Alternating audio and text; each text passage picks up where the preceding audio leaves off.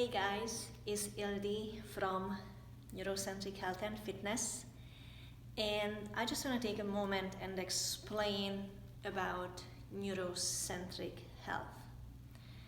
Some of you have emailed me back and said, why did you change your business name from Body by Ildi to NeuroCentric Health and Fitness? Well, I have been going through some education, and the more I learn about how we move, how we behave, why we behave in a certain way, why we feel the way we feel, it all points to everything that we do and feel is actually a result of how our brain works. And neurocentric is not a fancy word, it's just that it basically means based on the brain, initiating from the brain. So we don't need to be afraid of saying neurocentric because we are all neurocentric. Everybody's actions, feelings, moods, and reactions are based on our brain. So we are all neurocentric. My next question is, are we aware of that we are neurocentric? Are you neurocentric? I know I am. So everything what we do is brain-based, and neurocentric is basically brain-based. So that is the really quick explanation, and then there is health and fitness. So health and fitness was already in Body by Ildi, so I just added that to that, and there is neurocentric health and fitness. Another thing I'd like to show you right now, that I have created this 6 fundamental pillars that I think is really important to understand how we could reach optimal health. And I would actually say that this could be the neurocentric approach to health and fitness, the neurocentric approach to optimal health. And if we want to have optimal health, we do need to look at each of the 6 fundamental pillars. If we don't want to have optimal health, we don't have to. I can't make you, you don't own me. I know I would like to be the best I can be. I would like to feel the best I can be. I would like to have a ton of energy. I would like to move well and not get injured and not being in pain. And that is optimal health for me. Looking great, it comes with it, or depends on what we really value and how we want to look into the next 3 years, 5 years, decade, or the next 50 years, depending on how much we still have. So feeling good inside and moving well without restrictions and without getting injured, that is my goal, and I think I'm successful when I can achieve that goal. What's your success? What's your goal? That is entirely up to you. Enough of that, let's get to the 6 basic pillars of optimal health. Neurocentric approach to optimal health. How's that? So as you could see, everything, the center is the brain, all right? So basically, it's a brain-based approach, the brain behind the body, if you will. The very first thing I'd like to bring your attention is mindfulness. And why is mindfulness? Well, mindfulness is pretty much an overused word, and you're probably going to be hearing more of that. But we do have about 50, 70, there are still discussion out there, 50, 70,000 thoughts a day. And how we direct these thoughts and how we manage and respond to these thoughts, that will decide how well we set up our day to deal with everything around us, with people and with the environment. I think awareness is the new currency. If we pay attention to things, if we have the ability to bring our awareness to moment, now this might not happen every single moment, but we need to be able to harness that awareness and bring it back to when it runs away. It's almost like taming a puppy, a new puppy. You know, everything that is shinier or louder, it will take the attention of the puppy and it just runs away. The brain works the same way. Anything is louder, anything looks more fun, anything is shinier, we jump, our thoughts will jump in there and we forget about this. So bringing the attention back inwards, being aware, that is certainly comes to mindfulness. I would also bring knowledge and beliefs into this category. If we're not open, if we're not willing to change our beliefs, our habits, whatever we try to do is not going to happen. We keep repeating the same thing over and over and over again, and you have heard that phrase before, repeating the same thing and expecting a different outcome is insanity. So number 1 is mindfulness. Awareness is the new currency. Knowledge is power. Number 2 would be breathing. Breathing is quite important, again, because we take around 20,000 breaths a day. And when we do something 20,000 times a day, that will have a much bigger effect on the whole outcome if we just do something for 10 repetitions a day. Wouldn't you agree? So, master the breath, master the mind. And the very important thing in here is learning about nose breathing and mouth breathing, and hopefully at certain point switching to nose breathing. We'll have another video on that. And then here comes the number 3 fundamental pillars are our senses. Our brain basically works on sensory input from all of our senses. All of this information goes up to the brain. The brain integrates that information and creates an output. The output could be movement, the output could be mood, the output could be a sensation. But if we want to change these output, any of these, the best thing is not to try to keep changing the output by itself, but create a change in the input. And that would be through our sensory system. We do need to educate our sensory system consciously. Here comes the mindfulness, awareness. And sometimes we do need to re-educate our senses. Think about, if we cannot make sense of the world, how can we navigate in it? Not that well. So, re-educating the sensory system is very, very important for injury prevention and performance, be that physical in any sports activities, mental, emotional, mental in the office, at work, emotional in relationships. Those all can change, physical, cognitive, and emotional behavior and output all can change on what we put in. So I would say that re-educating the senses is basically setting a neurological foundation for proper biomechanics for movement, for proper emotional output, and for proper cognitive output at work. Number 4, we would go to movement. And movement is where we usually go when we want to make a change. We go to the gym, we start workout, and we take classes. Now, movement itself is not just movement. Movement actually is the ultimate expression of our brain function. Simple movements, single plane movement, biceps curl, is required only a simple activity of the brain.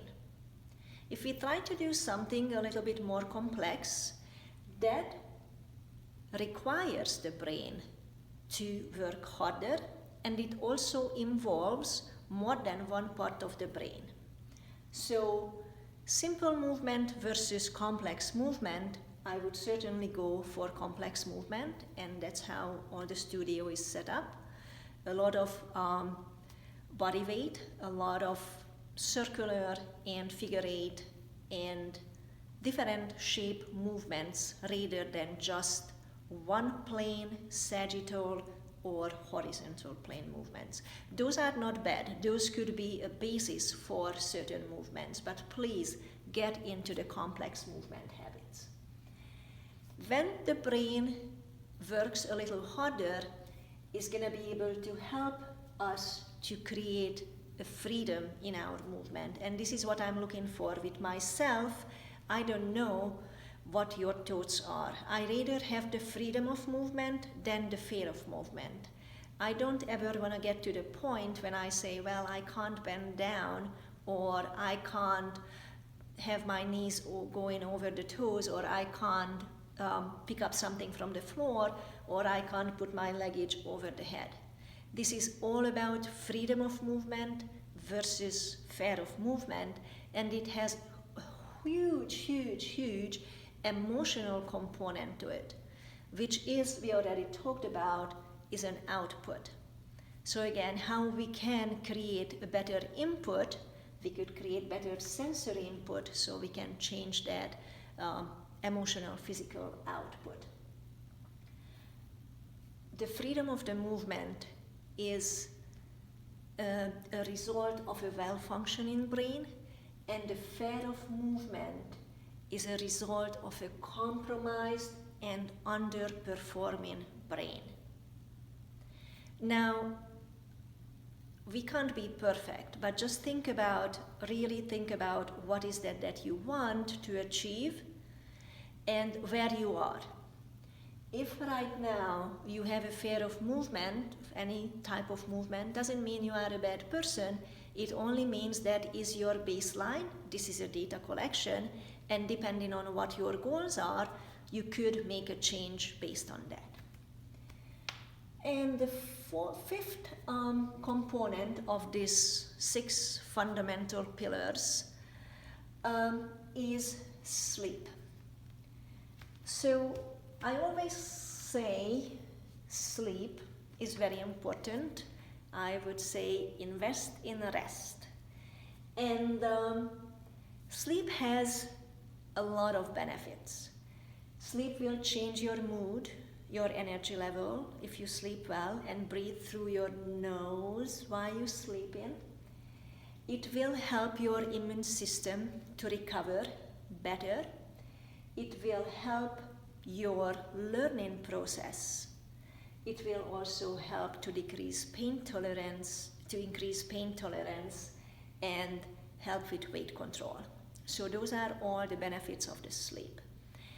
And we do need to breathe through the nose while we sleep, even if we cannot do that throughout the day. And the 6th component is nutrition. So nutrition, we talk a lot about it. Sometimes we talk the talk, but we don't walk the walk. So nutrition, sometimes I hear that, I just go 2 more times to the gym per week and I will not change my nutrition.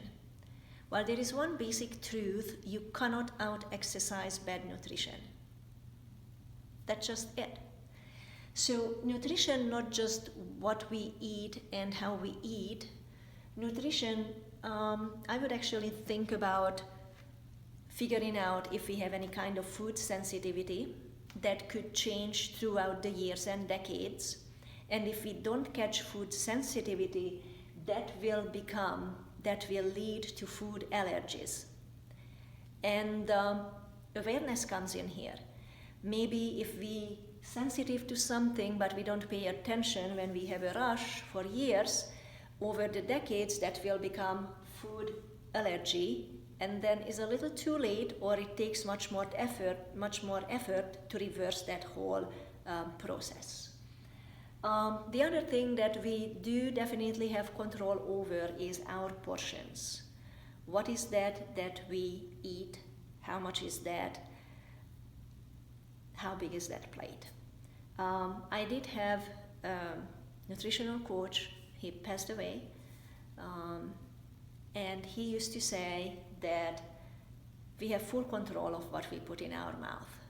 He said he has never seen a donut jumping on anyone and forcing itself into the person's mouth. So just remembering him and mentioning this, I agree with that. Now, what leads to that willpower or the lack of willpower, if we can stop the donut before it comes in or is not, is actually how well the other systems, how well our brain works. A better functioning brain will give you better willpower. A compromised and underperforming brain will give you less brain power. So what NeuroCentric health and fitness teaches you is that you can work on all of these aspects of well-being. Some of them, let's say some eye drills, some equilibrium drills within your sensory system, you don't need to go to the gym and get into a workout outfit. However, the vision and equilibrium system is very important, because if we don't see well, we cannot react well. If you see a little later, your reaction time, even if it's fast, if you see it later, the time will change and you might just trip over that something. Having a good equilibrium system is maintaining your body ownership, knowing where you are, comparing to gravity, where the ground is, and what muscles have to work, and tighten and loosen, shorten and lengthen, so we can stay upright against gravity. And of course, the other sensory systems, we do have to train them consciously. Here comes awareness again with mindfulness. Just think about it. Would you know which side you chew your food on? I actually think we had that questionnaire earlier. Would you know which nostril can smell better? Would you know which way you always turn in when someone calls you from behind? So these are all sensory awareness. So here we go with the 6 fundamental pillars for optimal health based on a neurocentric approach. And whether you like it or not, you are neurocentric. Would you change your beliefs and would you look at your body as neurocentric? And just repeat that word, neurocentric. It only means brain-based. And we are all brain-based. Everything that we ever done or ever felt is coming from the brain. So, mindfulness, breathing, sensory education, movement, nutrition, and sleep. And certain times in our life, we might need to focus on one pillar more than the other. If you have any questions, don't hesitate. Call 617-678-0724 and set up a consultation. Shoot me an email. Find me on social media, YouTube, Instagram, what is the other thing? Facebook. I'm learning all of these. I am changing my beliefs. I need to be mindful about how am I giving you this information and what is out there. Have a great day.